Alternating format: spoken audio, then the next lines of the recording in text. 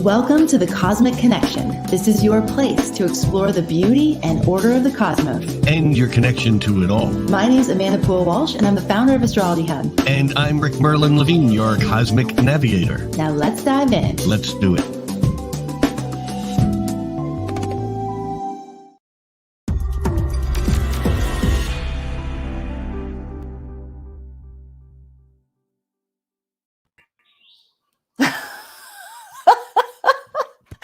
Oh my goodness. That's Rick there behind the flowers. Are you sure? I am sure. I see your shirt. So here's the deal. There you are. Wait a minute. Okay. I as many people probably realize, before we go live, we always have a couple of minutes of, kind of reconnecting, and my tulips, this being spring, and actually north of Seattle is one of the largest tulip growing areas in the world. They have tulip festivals.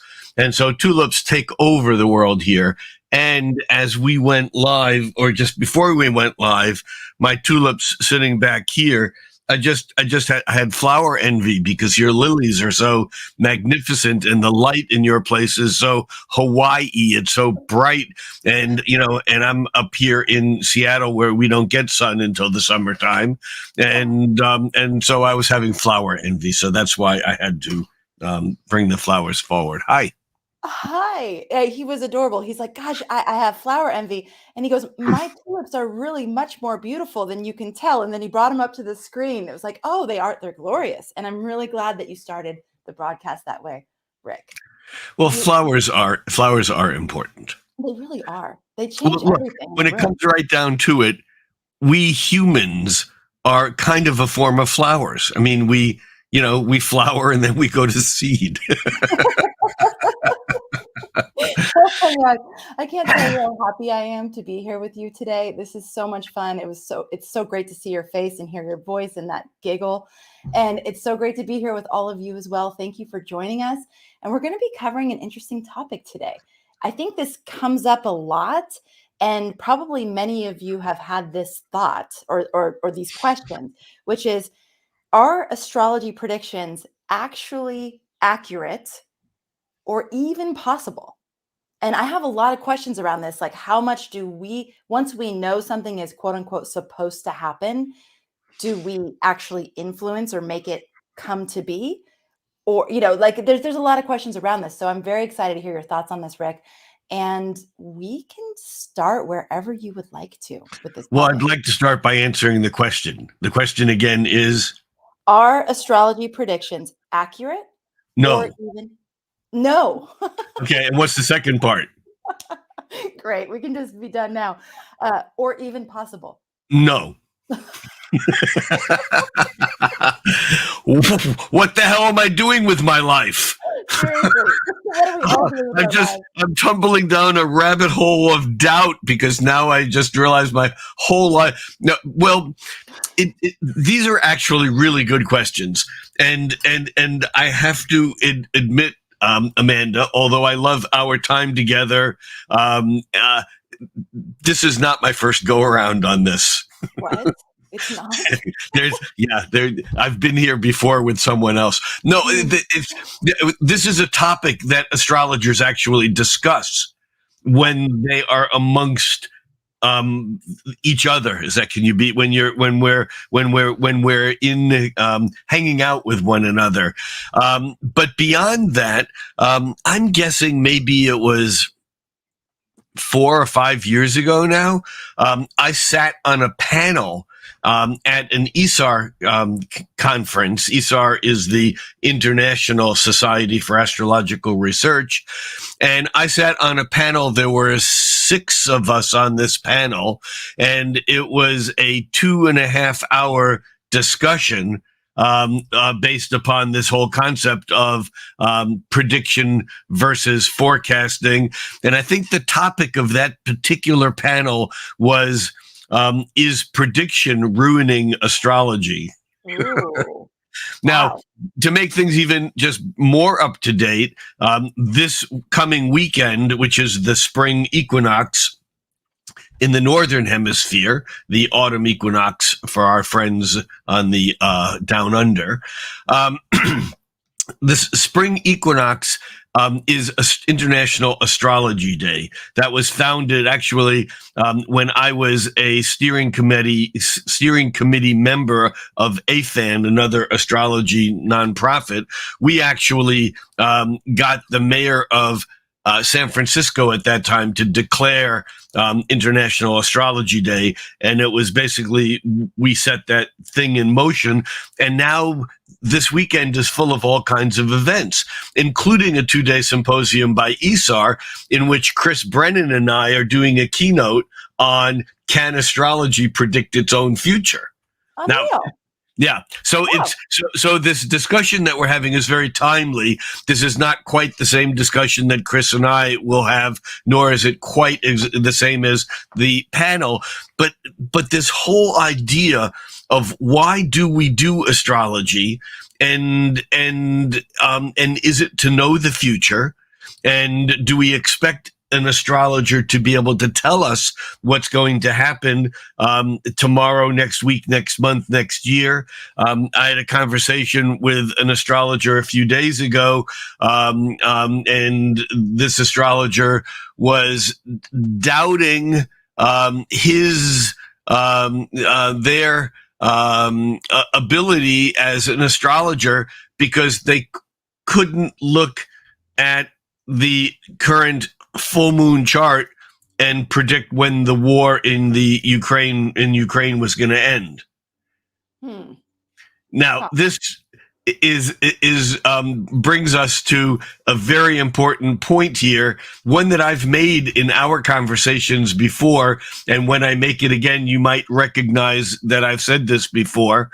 But there's this whole illusion around astrologers as having all the answers.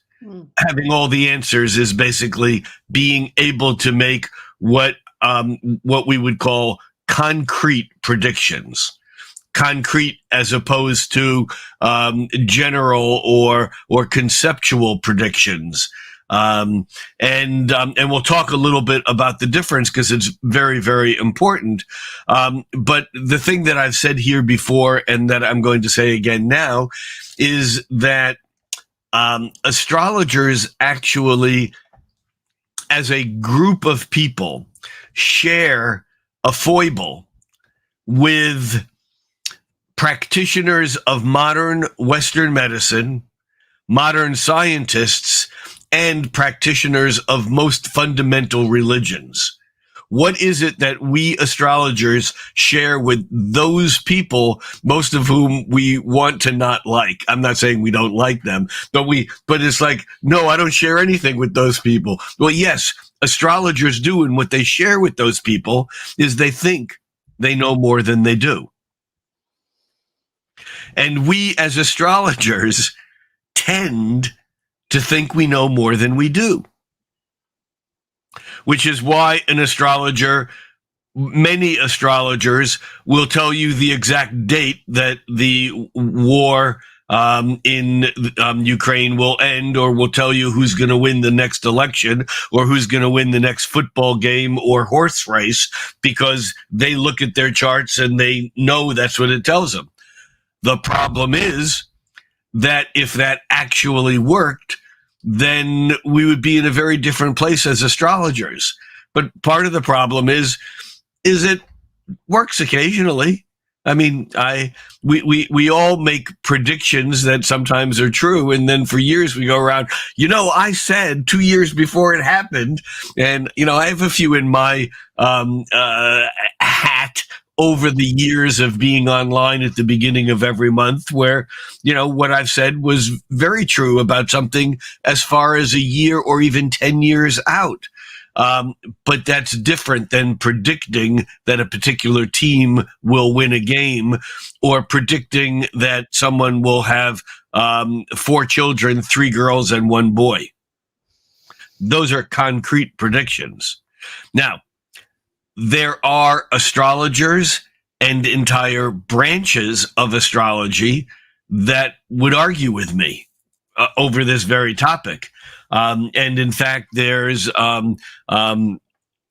branches of Vedic astrology practiced in India that I don't want to get too deep into this, but the concept of this particular practice is that every chart that anyone could ever have has been had by someone, that there is nothing new, and that when you go in for a reading, they just need to find the pre-printed version of these hundreds of thousands of readings that they have printed, I think maybe on palm leaves, and they actually will go into a back room and come out with a reading, and they'll test to see if it's yours.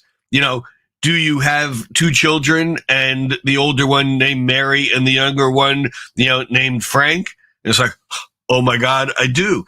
And I can't tell you how many stories I've heard of people who have had this type of reading, which is concretely predictive. I mean, to a crazy, crazy level.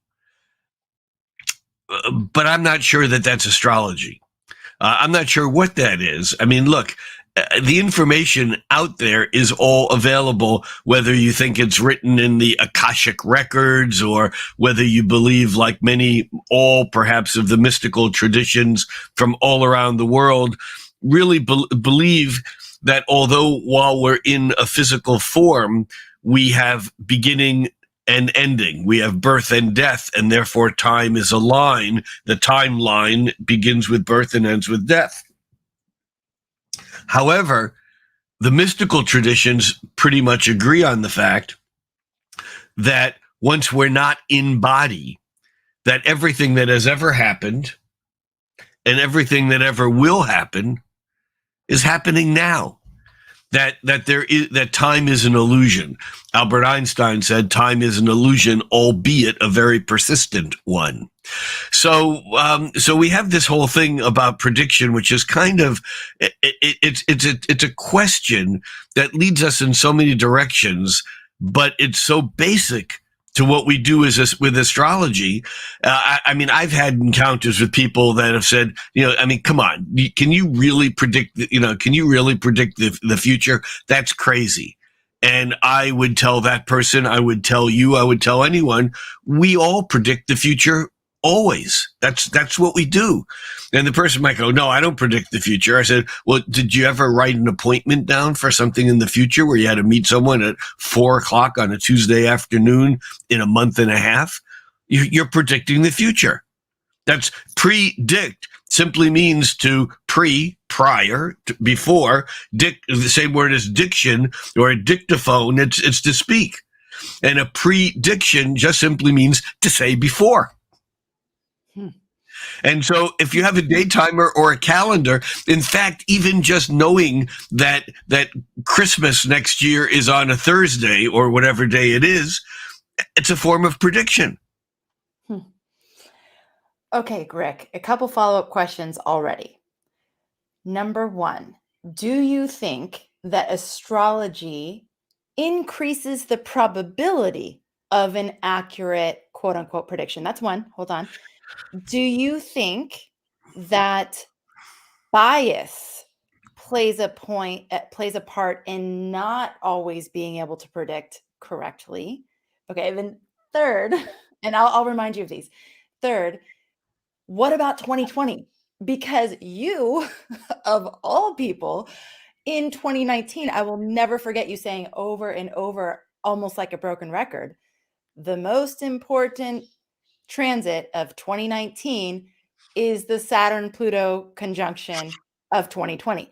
And it was in January. It was, but by the way, I also went on record saying that the most important event, this was in January of this year, the most important event of February is the new moon on March 2nd.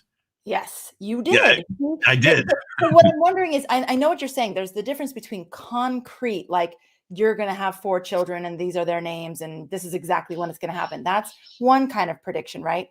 But then there's the energetic read, which I always equate to like a surfer looking at the surf report. You don't know how the surfer is going to surf that day, but you do know that it's a day to bring the longboard. You know exactly where to go because of the tides in that place. So can you, okay. Exactly. And what about 2020 are my 3 questions so far. Well, yeah, 2020 is a good example because being concretely predictive may not have been as useful as being conceptually predictive. In other words, going back to the you'll have 4 kids, and 3 of them will be girls and 1 will be a boy or whatever. That's a very concrete prediction. Whereas someone else practicing more of what we would call a modern psychological astrology, or even a humanistic astrology or evolutionary astrology, might suggest that by looking at your chart, we can see that you're nurturing at home and working with innocent, with like children, is really strong in your chart, and that it's very likely that you might either find yourself working, in a daycare, or be around a lot of kids, or marry someone who has kids from another marriage, or simply have a number of children yourself. Now, that's very different than saying you're going to have 4 kids, 3 girls and 1 boy. Mm-hmm. True. Okay, so you're saying that the latter is possible. That you're going to be surrounded by a lot of children. There's going to be a lot of. I would always put a conditional in there. You may be. We don't know. Yeah, we don't know. We think we know. We want so desperately to know. But even when something appears in a chart, it doesn't always play out the way it should. Remember that when the physicists in the early 20th century began looking at these subatomic particles, they were freaking out because they were freaking out because they were in despair. Can God really be, that irregular, that he or it, she, they don't even follow their own rules? Because these things that we knew as Newtonian mechanical interactions, that when this hits that, it goes there, we can predict all this at the subatomic level, that all falls apart, and this really put a generation of scientists into despair. Mm-hmm. And I would suggest the same thing happens in our lives, that there are areas within which we can make predictions.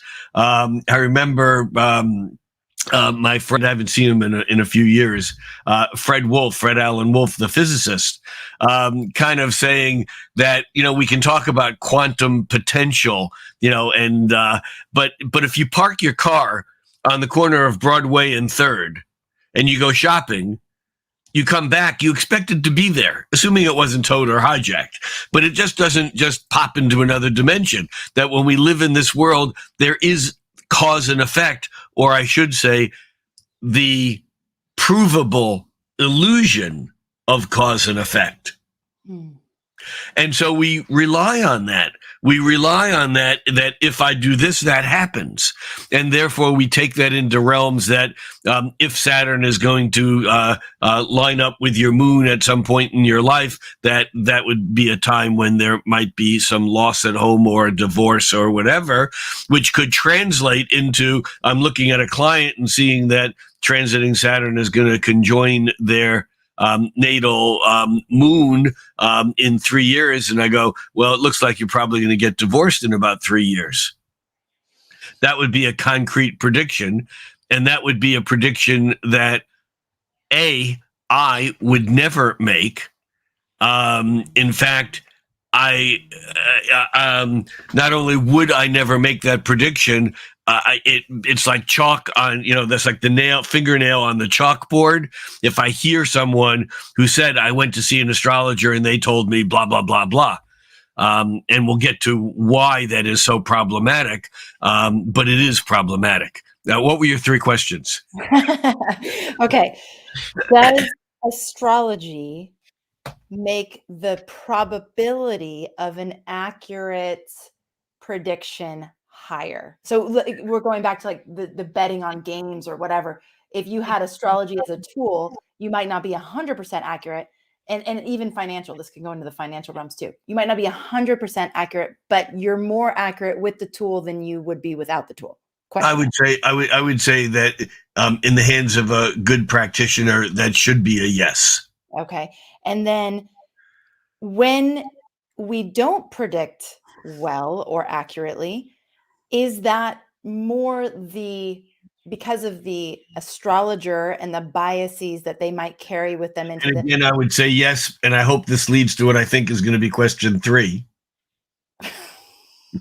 which was well, I brought in 2020, but the bias, I mean, someone in the chat wrote, and I remember this because we had a panel for the 2016 election, and I don't want to go super deep into this, but almost every astrologer predicted that Hillary Clinton would win. right. And there were just a few that said, no, I think Trump's going to win. And so afterwards, there was a little bit of reeling because it was like, whoa, how come they were all so wrong? And I'm wondering if that oftentimes has to go with like wishful thinking. They wanted Okay, that. so a couple of things. First of all, I see someone have the chat room now open. Someone said that the whole idea of Saturn passing the moon as divorce is too negative. It's not only too negative, it's too limiting, too concrete. And in fact, once the astrologer makes a prediction like that, it's not confirmation bias. It's actually more akin to what I would consider to be a homeopathic remedy. And I know I've stated this before, maybe a couple of years ago in our conversations, but when we take a proper homeopathic remedy, there's not much physicality, there's not much substance, but there's a vibration. And that vibration will actually go into the body and it will loosen something that has been blocked so that the illness expresses.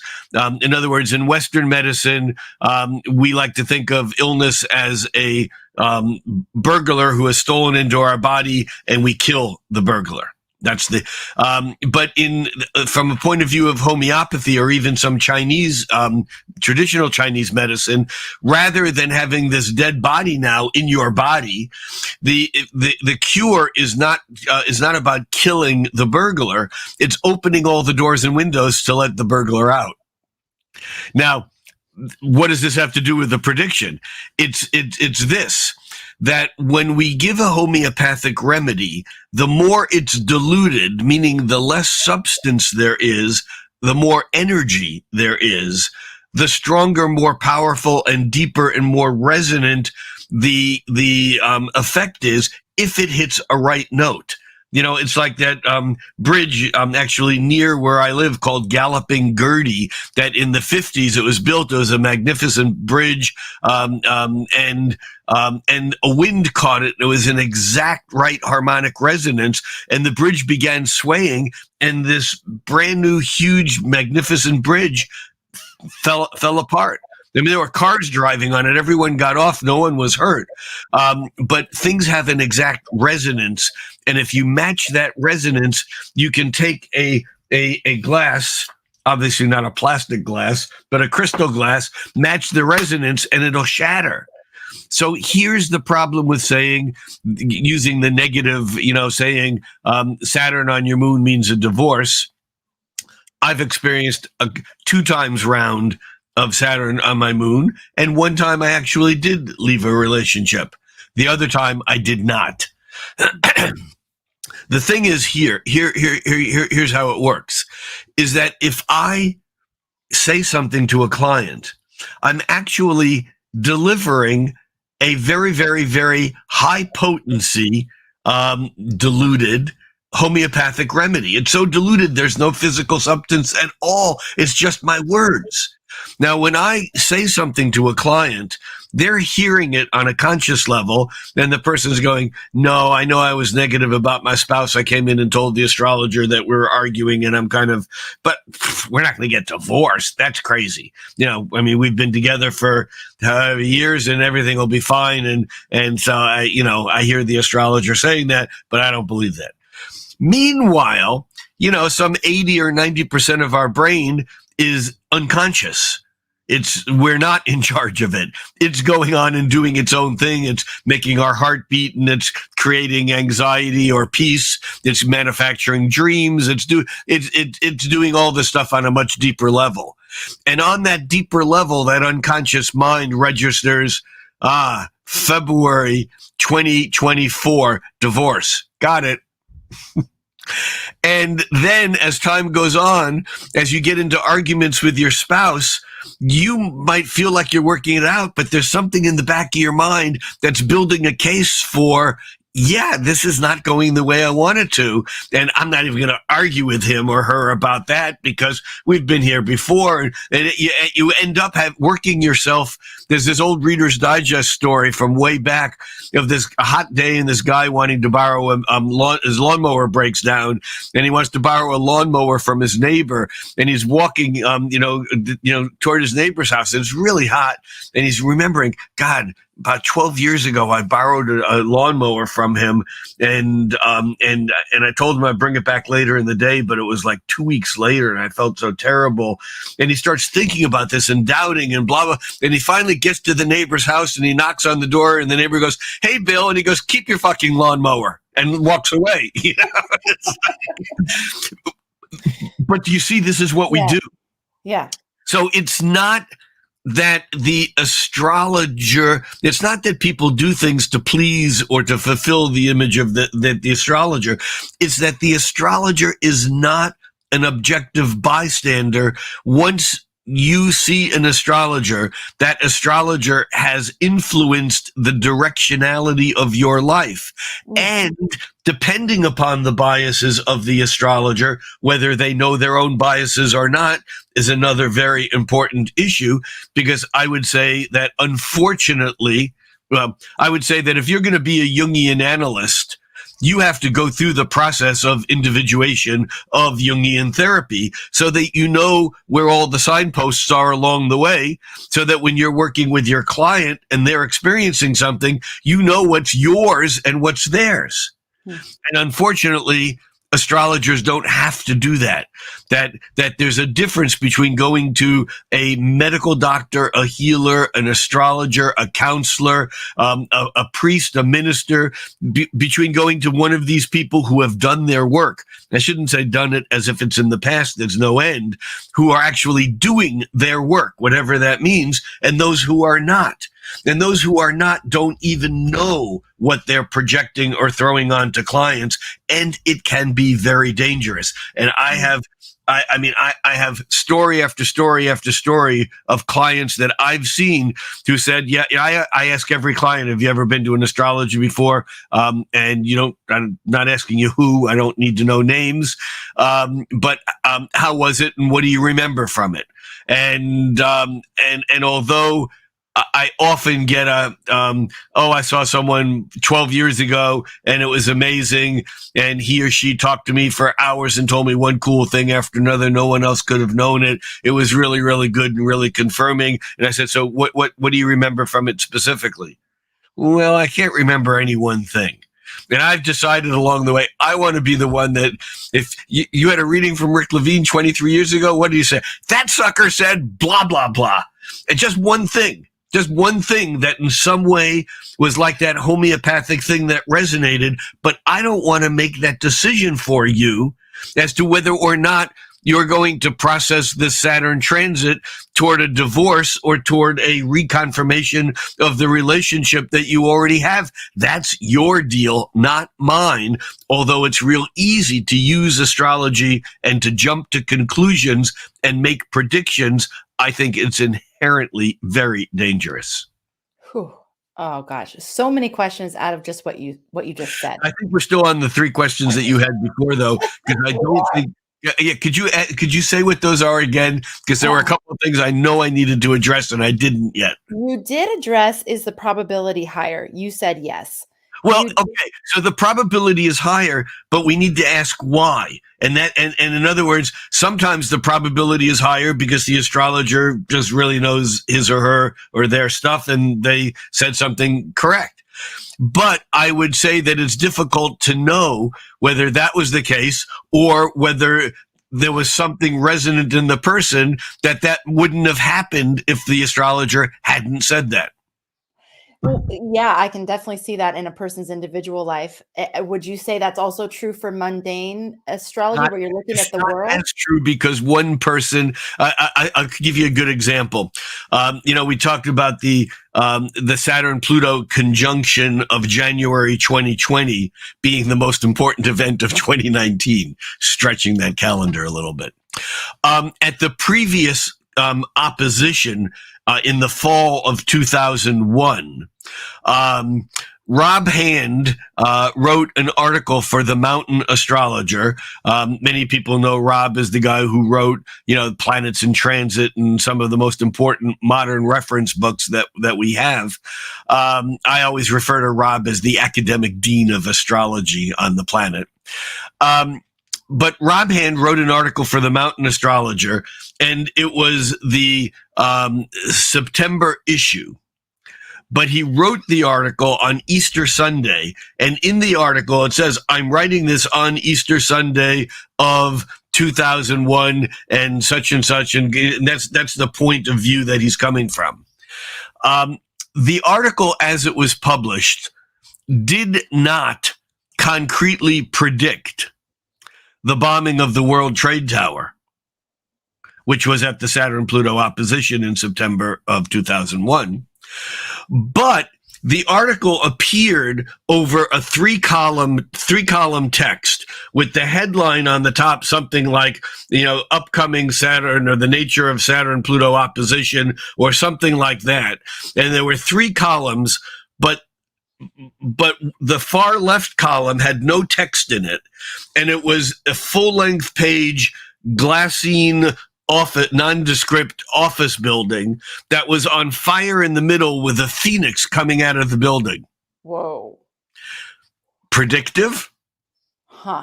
He never said. Now, there are astrologers that I know who said that there would be a likely terrorist attack in New York in September. So there are astrologers using very specific techniques who predicted that. But there are also astrologers using very specific techniques who predicted that for other days, other months. We don't hear those. We don't remember those. We remember the ones that were accurate. But the point here being that when I'm working with you as a client, what I say has impact.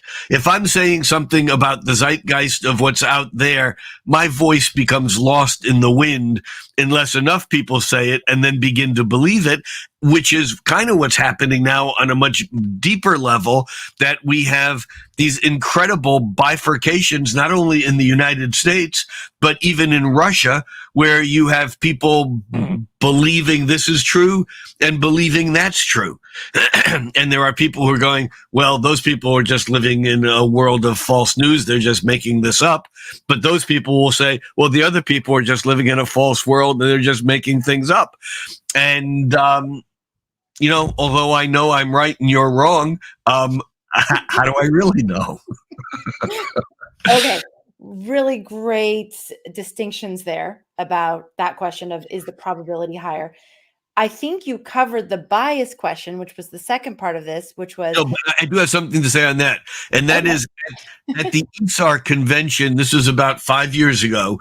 This ESAR is an international organization. They have chapters or local organizations, I think now in 49 countries. I mean, wow. It's huge.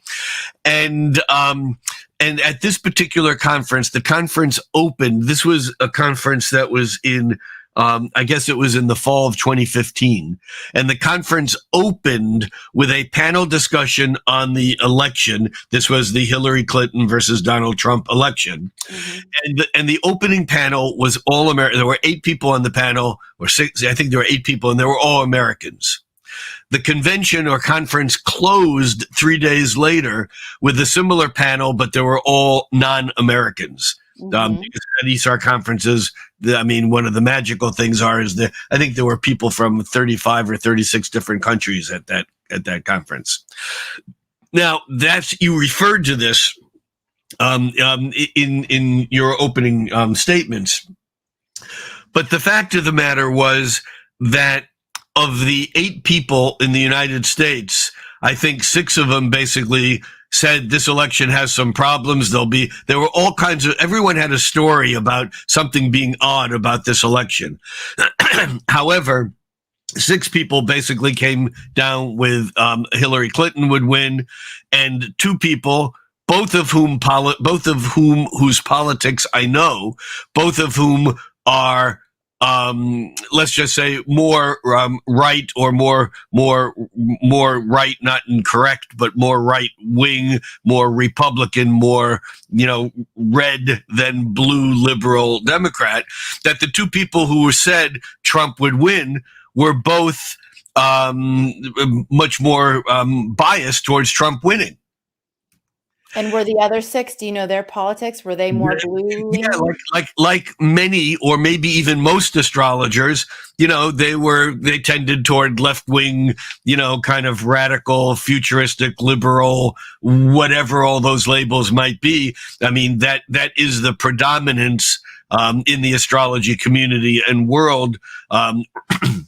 But it's not a de facto thing. I mean, but the point here was that was a perfect concrete example of this kind of bias that we come into things with, and I've been criticized look, every month on my YouTube channel, and sometimes even here when we do the monthly forecast, we have people commenting, I like Rick Levine's astrology, but I wish he would keep his politics out of it.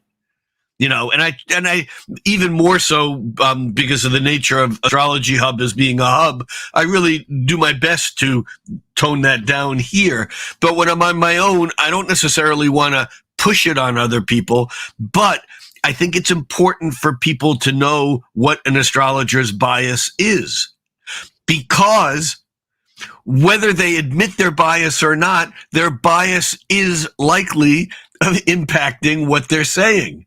And so the person that we're saying it to should have the right to know that you're saying this because you believe blah, blah, blah, blah, absolutely down to your core. And of course you're going to say this. And I've said for many, many years that the mark of a good astrologer is not being able to accurately predict the future. It's being able to accurately find something in a chart that they already know about. Wait, say that again. I don't think I understand what you mean by that. That it's not about the accuracy of predicting the future. It's to be able to take something. I know you're a kind person. So I look at the chart and I go, well, look, you have Venus conjuncting the moon in Cancer. You're really a kind person. Your chart shows it. Yeah. That we tend to look at things sometimes backwards and call that, well, and it is important to be able to do that. I wrote an article many years ago entitled Predicting the Past, because I think sometimes it's more important to look back and see what happened on a certain date or time than to make conjecture as to what will happen into the future. And so this whole idea of bias is incredibly important, and it's not always in good taste to tell everyone all of your biases. Right. But it's sometimes really important when you're treading on vulnerabilities and on stuff that might have some deep emotions to it. It's really important for the astrologer to not pretend towards neutrality, unless they actually feel that way. And there are issues that I don't have an opinion on, this or that. Cool. But there are other issues where I feel very strongly about this, and I have a client who feels very strongly about that. I have to be able to acknowledge that client, meet them and say, just so that it's clear, I don't necessarily agree with this, but I want to encourage you because I see what you're saying. I can hear what you're saying. And everyone doesn't have to be like me, but you need to know that as we're talking about this, I'm coming from a different place, just so you don't misread what I'm saying about you or your chart. Wow. It's honesty. That's all. It's integrity. Honestly, that's also a lot of ability to be self-aware and self-reflective. Well, it gets back to the point that if you are not doing your own work, you should not be in this field. Right. And I say that not, I mean, I know people, I know astrologers, healers who go, oh no, I've done my work. I'm enlightened. There's no such thing as being enlightened. There's Right. only a process of realizing or striving towards enlightenment every moment of your life. Because just because you were enlightened last Thursday, you can still be an asshole today. Okay. So we have the probability is, this is very nuanced. I mean, it's very complicated as you've pointed out with all these different caveats and it is I love being able to talk to someone like you who've been practicing astrology for so many years and you've seen it all. Thousands of years. There's thousands and thousands of years, Rick. This is so beneficial for all of us because this, like you said, this is not your first time having this discussion, really thinking through these issues and addressing them. I have a friend who recently said that she went to an astrologer who said, in a few months, you're going to meet a man, and this is going to be the man for you, and he's going to be a Virgo. And so now she's out there like looking for this Virgo who's going to be the man. And it's almost impossible to get that suggestion out of your head once it's in there. Yeah. And so being very it's the old thing of don't think of pink elephants. Whatever exactly. you do, don't think of pink elephants. Right. So now she's seeing Virgo men looking for Virgo men. So I hear what you're saying too about it being a huge responsibility for the astrologer to be very careful about what they're suggesting. But here's the problem. And the problem is that everything that's ever happened and everything that ever will happen is happening now. There are people who are gifted who can simply go out and pick up on things that might not happen until 3 months or a year, but pick up on them because their probability now is very, very strong that they will happen. Now, I've seen people, well, no, I'm not going to mention names here. But I know someone who, had a tarot reading and the tarot reader said, you're going to meet someone on an airplane, who is this type of job. And you're going to fall in love and you're going to marry him. And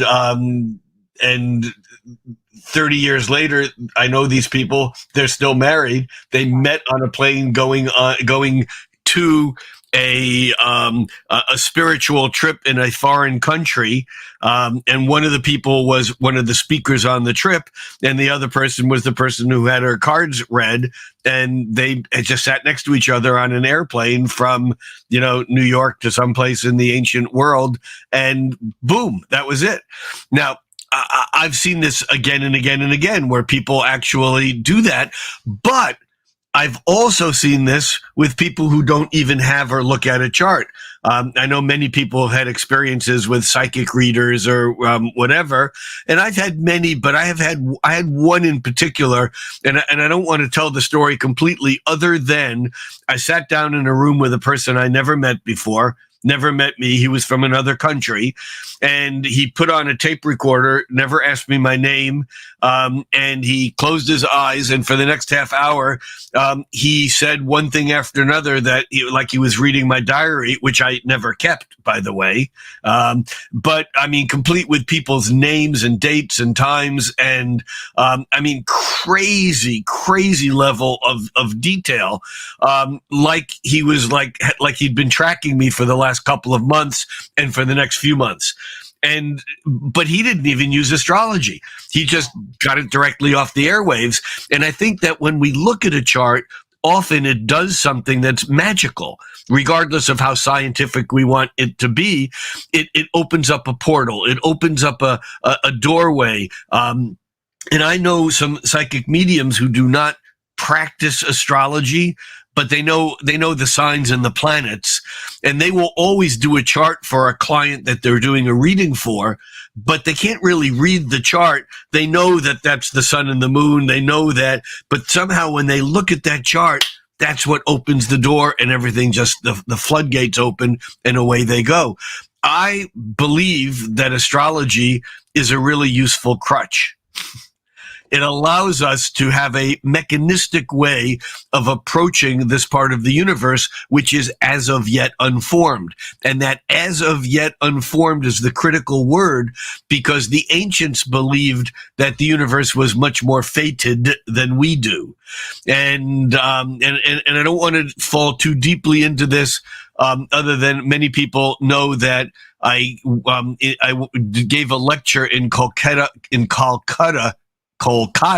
is the new way of saying it, India, several years ago at the Krishnamurti Institute.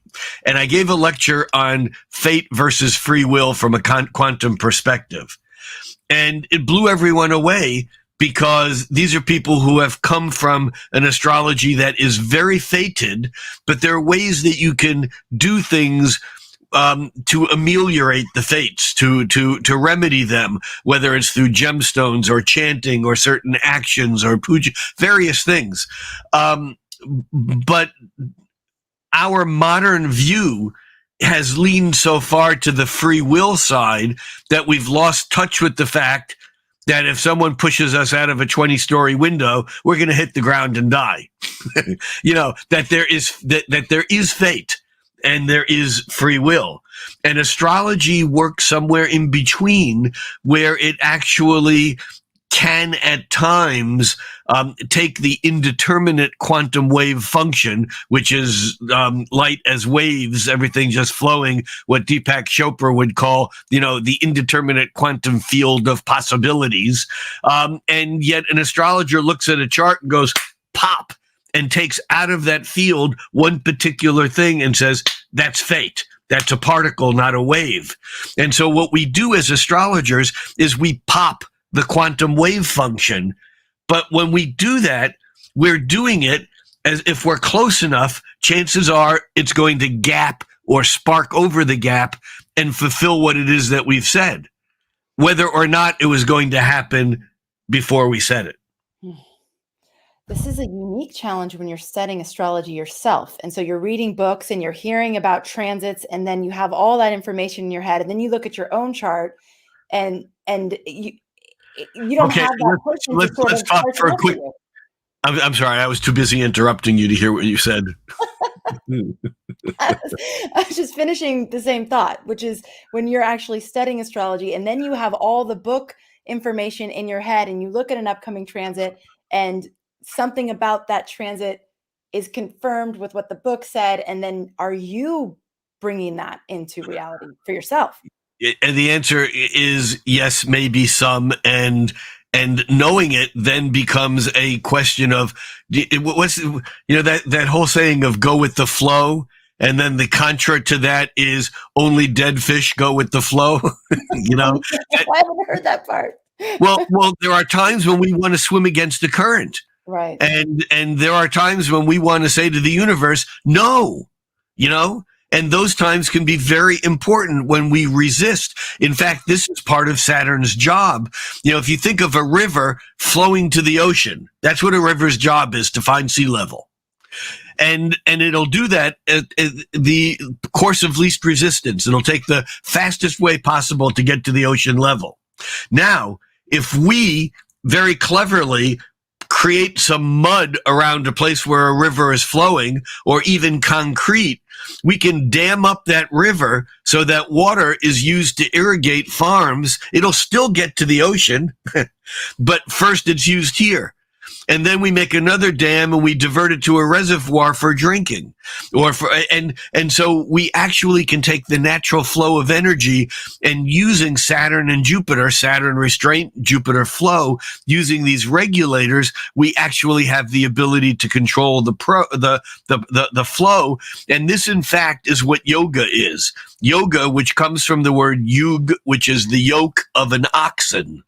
The yoke of an oxen basically takes that raw power energy of an oxen, and it basically gives us the ability to control it so that we can plow a field. Now, this is basically the higher use of looking at timing in a chart, is rather than saying the course of least resistance says that the water here will be in the ocean next Thursday. That's the course of least resistance.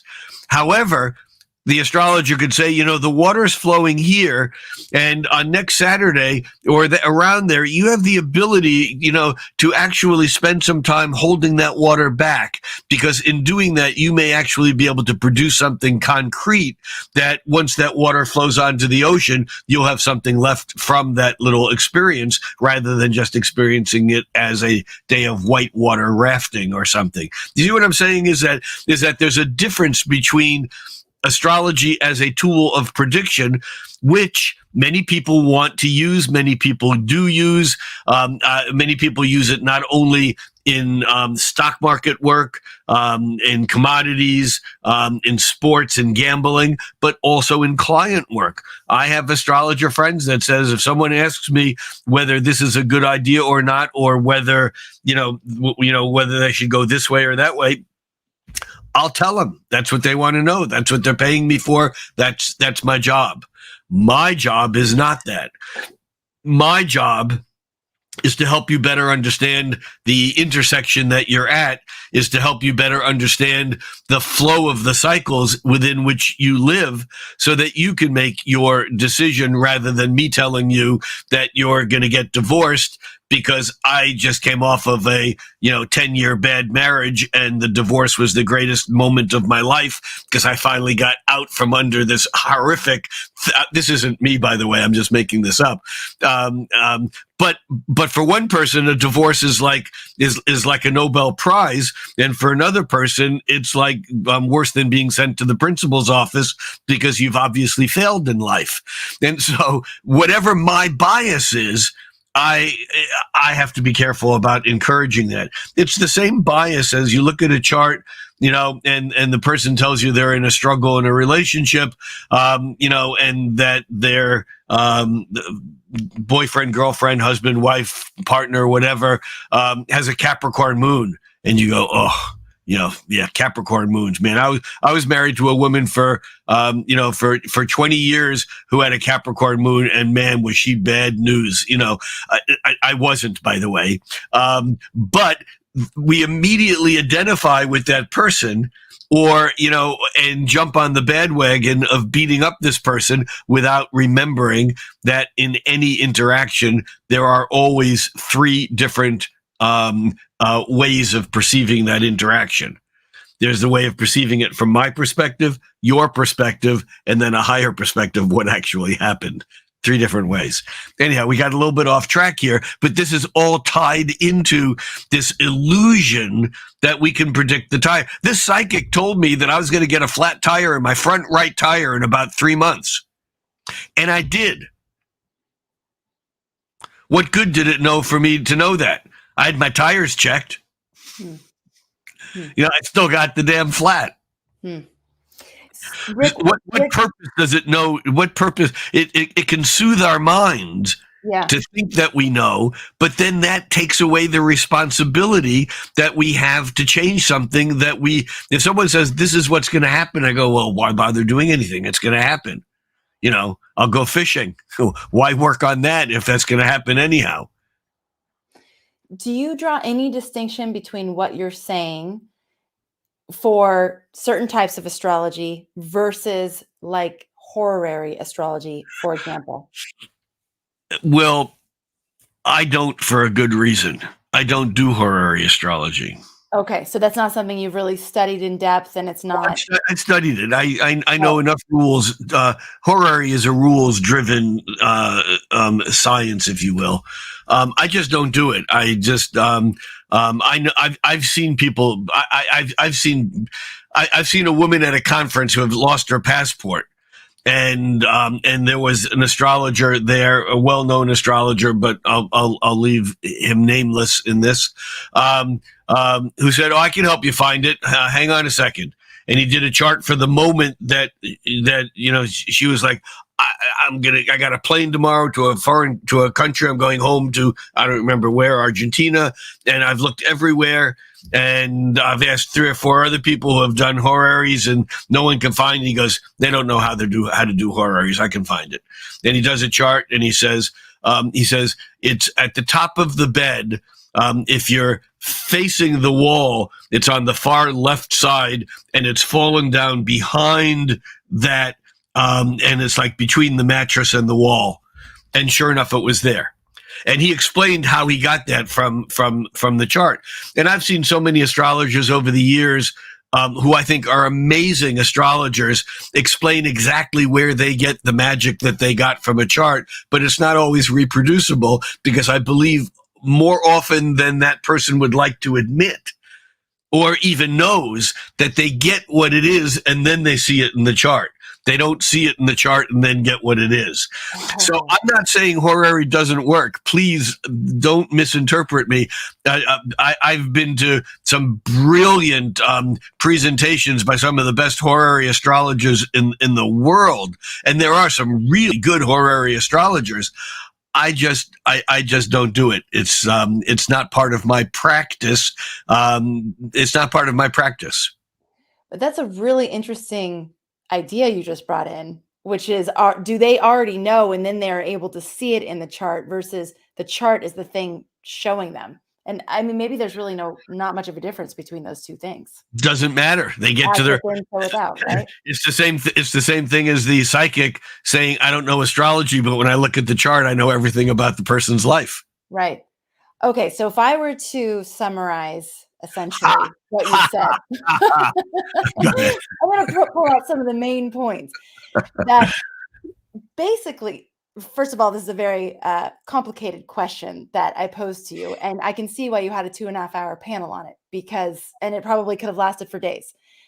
Essentially, what you're saying is that in terms of accuracy and prediction, that it seems to be a little bit more of an interplay between psychic abilities and this idea that everything already is happening and has happened all at the same time. And some people have a very amazing way at being able to read that or see that. And so it's an interplay between psychic abilities and the tool of astrology, and that the tool of astrology can be a very useful crutch, or like you said, like almost like a magic geometry that opens up some of those psychic abilities and increases the probability of being able to make an accurate prediction. Yeah. You brought up a very important distinction as well, that there is a difference between concrete prediction and astrology's ability to do that versus more like energetic prediction that opens up a realm of probabilities or possibilities. Archetypal would be a good word, working with the archetypes. Yes. And that there's a spectrum of possibilities within that archetypal energetic stamp. Because to use the words of Rick Tarnas, archetypes are multivalent. Valence is where two things cross, or something hides something else, or in subatomic or in the atomic theory, it's electrons that are shared is the valence, because they're hidden. They go both ways. And multivalence simply means ambivalence means that it doesn't mean I'm indecisive. It means that I'm decisive in two ways. I connected ambi both ways, ambivalent, ambivalent. But multivalent is really how predictive astrology really works. And that is, for as many stories as I could make up about transiting Saturn conjuncting a person's moon, the person in front of me will tell a different story. That's their experience of it, because it's multivalent. There's an infinite number of ways for these energies to play out. And if I force my way that's in my mind on you see, my problem with answering a question or over predicting is that I'm really good at it. We say, if you're really good at it, why don't you do it? Well, I don't do it because I'm really good at it, because if I give you an answer, it sounds plausible enough that you're going to stop your search, you're going to stop your questioning, and you're going to take my answer as your answer. But my answer isn't your answer. It's my answer. And so I'm very careful when I'm with a client not to answer their questions, because they don't want my answer. That's not always true. Often we want a parental, whether it's real parent or energetically, often we want someone to say, just do that. Forget about that. Just do it. Okay. And but it's not necessarily from a psychological perspective or a perspective of spiritual growth. It's not necessarily the wisest thing to go through life and have other people make important decisions for you. I feel like I hear this most from those of you more seasoned astrologers, because I think you've been around the block on this a lot of times. And Judith Hill said something similar, like she's really good at it, so she doesn't do it. Yeah. And that's Yeah, I interesting. totally respect Judith's work. Yeah. She's amazing too. Okay. So the other thing that I pulled out of this is, as an astrologer, it's very important for you to do your inner work, whatever that means for you, so that you're aware of your own biases. And when you have those, acknowledging them, and sometimes when necessary, acknowledging them with your client is a really good idea. If you're not an astrologer and you're going for a reading, really important to use discernment about who you choose to give you your reading, because what they say can actually influence your path in a very profound and powerful way. So being very, very discerning about the people that you decide to have readings with. Yeah, I've known astrologers who would actually would end a reading if the person was in a extramarital affair, because their belief was so strong about it, they didn't want to have anything to do with it. I mean, they were very upfront about it. They would say, "This is what I can't help you here because this goes against my grain, my belief." Another friend who actually was a very well-known astrologer. Again, I'm not going to say names, but people might recognize this person, who was, just very traditional let's just leave it as very traditional in his ideas about relationships, and was not okay, with any form of either homosexuality or gender fluidity on any level. And it was something that he chose not to go to in his life.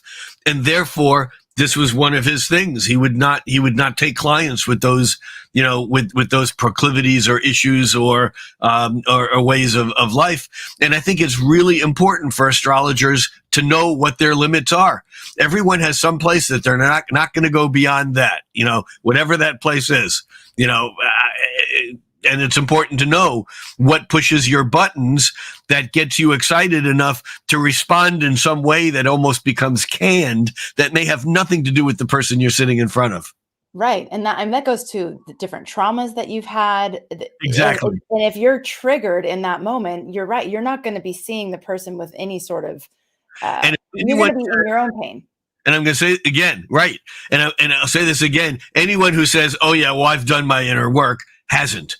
Because it's not a thing of the past ever. No matter how together we might feel today, things get re-triggered, rebrought. It's the onion that grows faster on the inside than we can peel it on the outside. And we have our stuff. And the closest we can get to enlightenment is the ability to process stuff either as it's happening or just before it happens. But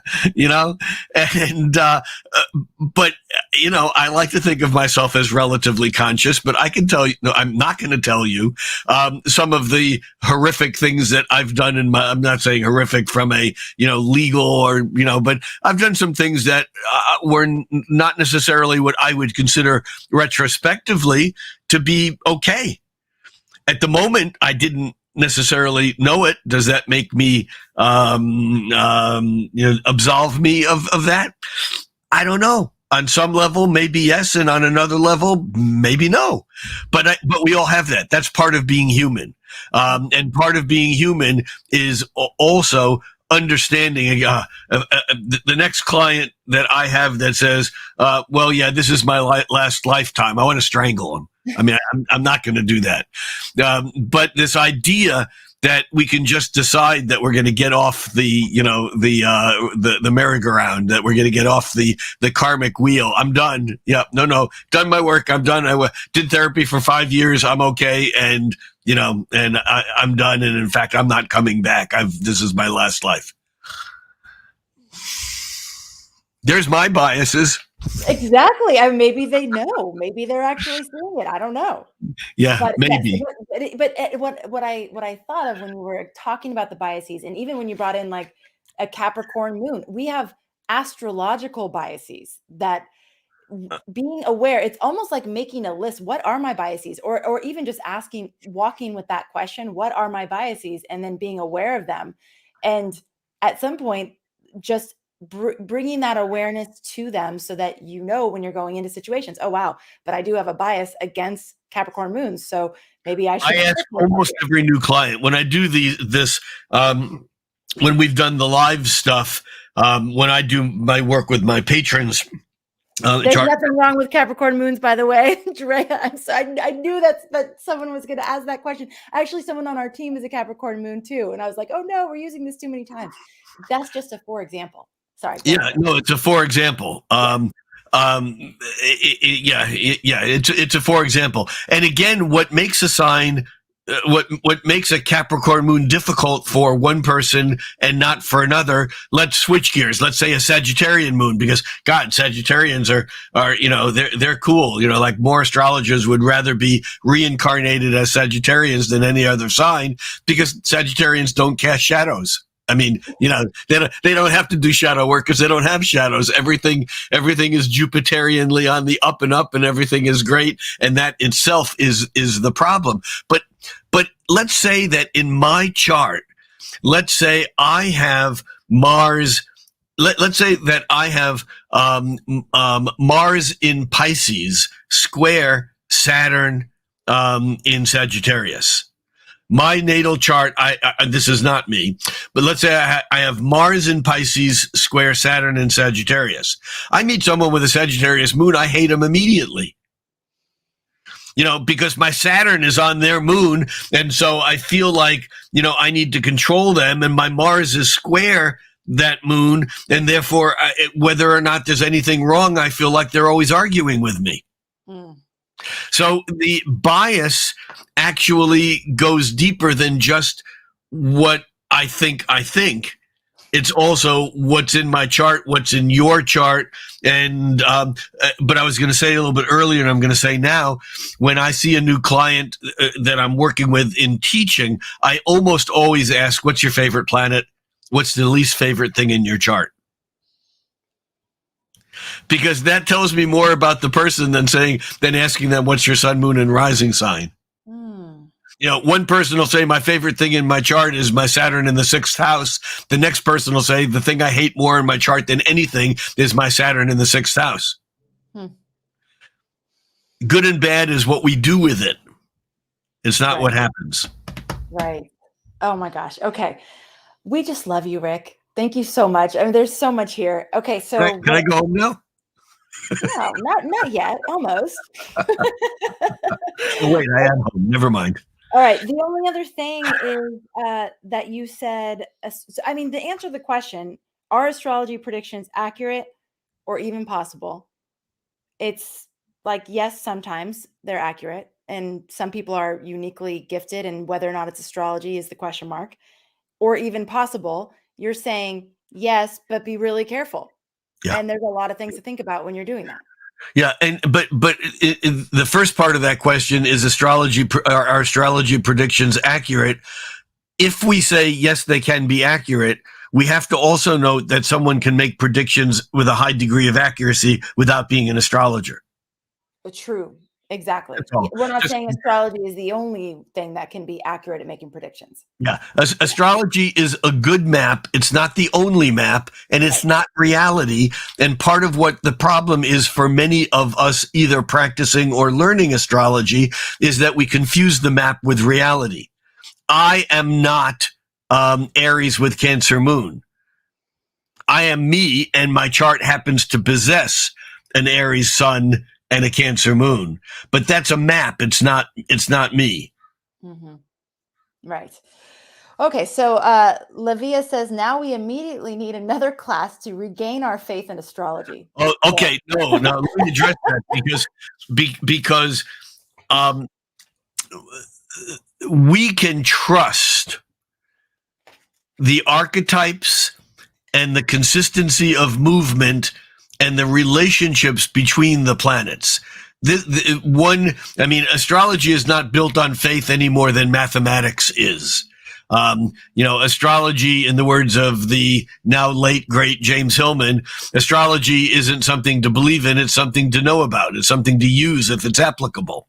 And so the thing is that if your faith in astrology as giving you an ultimate answer has been shattered, well, then congratulations. You've been disillusioned, which always sounds like a horrible thing. Oh, that person's so disillusioned. What it means is that they're living in the real world, not in the world. They're living in the world of Saturn, not of Neptune, because Neptune is the world of illusion, and it's damn good to be disillusioned. On the other hand, it's great to have illusions, because illusions, like dreams, are the scaffolding upon which Saturn builds reality. So it's a dance. But if you've lost your faith in astrology because of what I've said, then you need to, on some level, open your mind as to what astrology is, because astrology is not and I say is not, for me, is not a system of concrete prediction. Although, if you want to re-find the faith in that astrology, there are astrologers out there who believe that astrology can be concretely predictive. Go find them. I mean, they are there. They are our contemporaries. They are on, they have been lunation guides on the Astrology Hub, and they are, some of them, among some of my most treasured friends and brilliant astrologers. It's just, we all have to find our own relationship with astrology, and this is the relationship that I found. It works for me. If it doesn't work for you, wear something different. Perfect. Rick, thank you so much. You are so good at holding so many different perspectives on one thing at the same time. And I think that's why we do love you here, and why you can bring in things even around politics in a way that still makes everybody feel included, even though you, like everybody, have your own biases. But it's because you're able to hold a lot at the same time. I have things to say. I have to interrupt you real quickly, because I need to respond to Bethany Ryan, who has just put me back into my place of flower envy. Bethany says Amanda's lilies are gorgeous. And those pink ones I've never seen is stargazers, peony bush, blah, blah, blah, blah. And so I'm now having, I have to do this again just because. But what about my beautiful tulips? Okay. There were people talking about your tulips that you missed earlier. So we're back at the very beginning. The other thing I wanted to say is, if Rick does resonate with you as a teacher, and that's why we have the Astrology Hub, where you get to hear lots of different perspectives and find the approach to astrology that resonates with you. We do have a couple of opportunities coming up soon where we'll be. I was going to interrupt you to tell everyone this, but now I don't have to. Yeah, exactly. Because we are going to have the Chart Reading Extravaganza Part 2, which is going to be all about timing, which is going to be coming up soon in May. We only have the waitlist open right now, but if you are interested in that, if you want to know, if you like Rick's approach to timing and the place timing plays in astrology, now in chart reading, then this will be for you, because he will be showing you timing techniques and reading charts live and showing you how he does speak about timing in a person's chart. Yeah, because remember, this whole thing of being of not being concretely predictive is not an excuse for being a poor astrologer. It's not about sloppy thinking. And what the 4 weeks of the Part 2 extravaganza is going to be is each week I'll have selected 2 charts that are, for me, as I look at them, examples of things I want to teach as to how we can take a natal chart, which is, when we do a chart interpretation, normally we look at a chart and your natal chart never changes. It's the you that is today and will be in 20 years and was 20 or 30 years ago. And so we'll be looking at how can we unfold that in time so that we can make an interaction with a client more relevant in this moment, so that we can actually go to what's important rather than just telling a client, where their sun and moon is and rising sign and Mercury and Venus and each of the planets in the chart, which can be an important thing for any of us to learn about our charts. But we'll be focusing on timing techniques and seeing them unfold, because you'll have the person whose chart I'll be doing live, and we'll be able to query that person. So what was going on at that point in time when this transit or with this perfection or whatever it is happened. And so, yeah, it's going to be fun. That's at astrologyhub.com/timing. So astrologyhub.com/timing. We're not open yet for registration, but if you're interested in that, make sure you get on the wait list and you will be the first to know when doors open for that. Rick, it's going to be so much fun. I love how you do this, and you show it's just such a tangible experience of your astrology and how to actually do that in real life. Well, until there were computers, we couldn't do something like this, because just the act of drawing up a chart would take hours. Right. And so to be able to just pop someone's chart up and to have all these tools at our fingertips, and do it as a demonstration. I remember probably about 15 years ago, the first time I saw a public demonstration of an astrologer doing someone else's chart, and I was flabbergasted. It was like, wow. It's such an interesting way to learn, to actually see it in real time rather than just reading about it in a book. Yes. All right. The other announcement is that we will be here for the Cosmic Connection for the next 5 or 6 weeks, every week. So on Thursdays, there's a few differences every week in terms of timing. So just know that we'll be here on Thursdays, and we'll get a schedule up for you on astrologyhub.com. Then if you go to astrologyhub.com, go to podcast, and then choose Cosmic Connection, and then you'll be able to see the upcoming dates and times if you want to catch us live. All right, Rick, thank you. It's so great to be back here with you. It's so great to be here with all of you. Thank you for being here.